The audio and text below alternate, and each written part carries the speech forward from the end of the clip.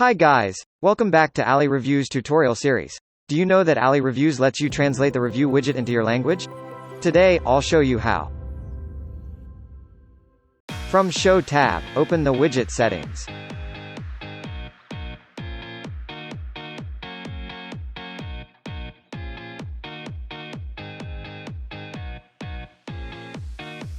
From here you can translate the text next to the rating stars.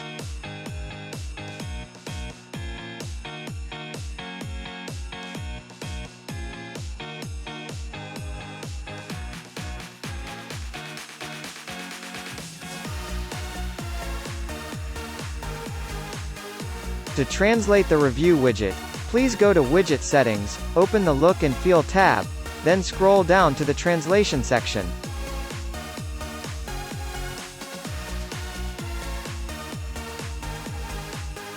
You can change all the text here according to your needs.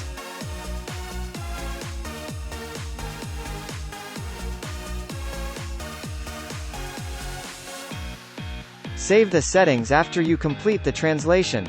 Visit the storefront to check how it works.